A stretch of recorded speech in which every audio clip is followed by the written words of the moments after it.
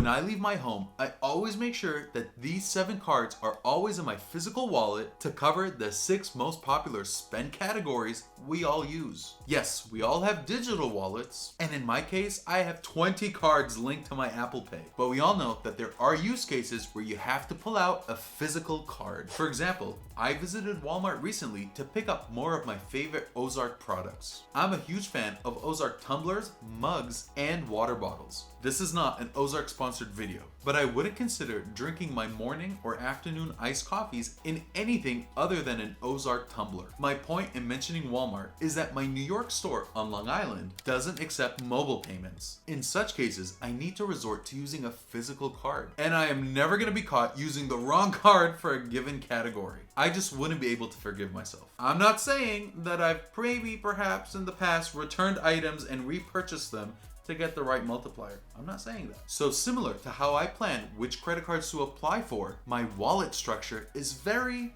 intentional. The caveat here is that my physical wallet looks very different when I'm chasing a new card sign up bonus. This video is my physical wallet in steady state.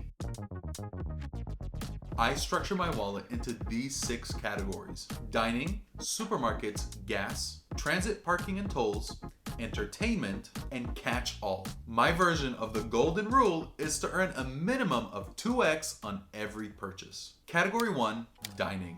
My 3 dining cards are the American Express Gold, which earns 4x on dining, the Chase Sapphire Reserve, which earns 3x on dining, and the Bilt card, which earns 3x to 6x on dining, which you earn on rent day. What's rent day? Watch my video here to learn all about rent day. If you've been paying attention on this channel, you know that American Express is my go-to card issuer. However, as far as the dining category is concerned, I've been spreading the love across 3 cards. I've been frequenting Bilt Dining given that I split my time between Boston and New York when I'm stateside, which are both Bilt Dining cities. All right, for those of you who don't know how Bilt Dining works, you pair your highest earning dining multiplier card, in my case it's my gold, with the Bilt Dining app. And because it's Bilt Dining, I get 8x on this meal and then 4x from the gold, and making this a 12x meal. And I'm not even using my Bilt card. Now that's a sweet deal. Just finished dinner, and you know what that smell is? That's the smell of 12x rewards. Thank you, Bilt Dining. By adding the Amex Gold to my Bilt app, I'm averaging 12x on each Bilt Dining experience, which makes the margaritas oh so sweeter. Of course, Bilt is always the card of choice on rent day. I've covered Bilt Dining extensively, so here's a link to that video. I'm actively building up Chase UR points, so I find myself using the Sapphire Reserve more and more for dining. Category 2 is supermarkets, and I use my Amex Gold to earn 4x, and my backup is the Saver one, which earns 3x. There's no competition here. Amex Gold is the gold standard regarding supermarket spend. I've maybe had 1 or 2 use cases where a small supermarket didn't accept Amex, which then made the Saver one as my backup option. Category 3 is gas, and I use the City Custom Cash to earn 5x on my gas purchases. Keep in mind, guys, this card has foreign transaction fees, so I never take it with me abroad. The City Custom Cash offers 5x on your highest monthly spend, but given that it's capped at $500 per billing cycle, it makes for the perfect gas card. The Custom Cash is technically not in my wallet,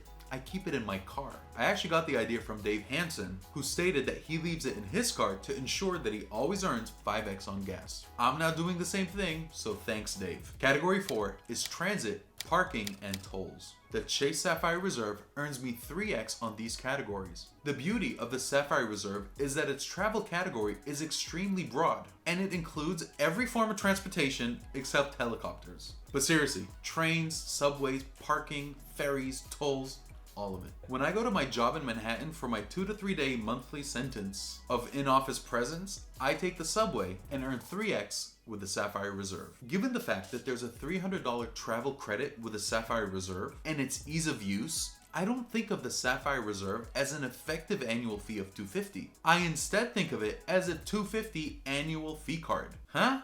For example, the Venture X has a $300 travel credit, but I must be conscious to book a hotel that year to use up the $300. However, with the Sapphire Reserve, the $300 is used up with my everyday non-travel living. I often bash Chase, so I must give them their due in this case. But I also encourage them to give us a way to claw back the remaining $250.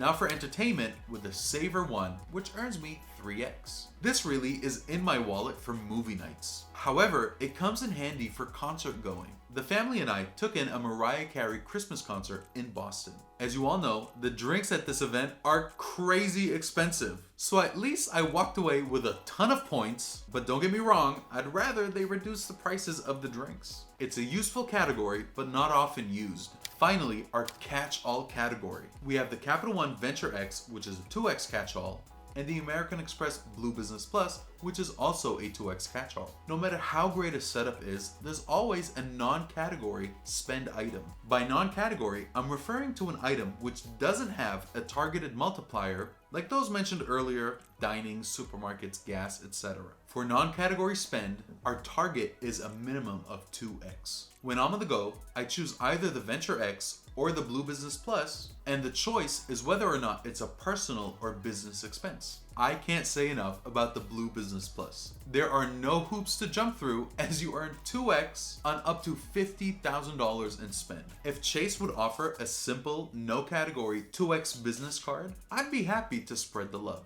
I'm happy to juggle multiple cards in my personal life, but I prefer a simple business card without having to worry about spend categories. So in summary, my wallet is made up of 2 Amex cards, 2 Capital One cards, 1 Chase card, 1 Citi card, and 1 Wells Fargo card. My full arsenal of cards will forever be increasing as new sign-up bonuses make themselves available. However, these 6 categories have been pretty stable for using physical cards. I wonder what new cards in 2024 will move me to swap out any of the cards in my wallet. Perhaps a Citi Double Cash or a second Citi Custom Cash would drive me to remove the 2 Capital One cards from my wallet. I hope you found this video useful on why these 7 particular cards are in my wallet. We all have digital wallets, but we shouldn't leave our homes without physical cards that cover these 6 categories. If you've enjoyed this video, be sure to like, share, and subscribe to help support this young channel. I'm interested in learning what cards you carry. Thanks for watching until the end. Take care and be good to each other.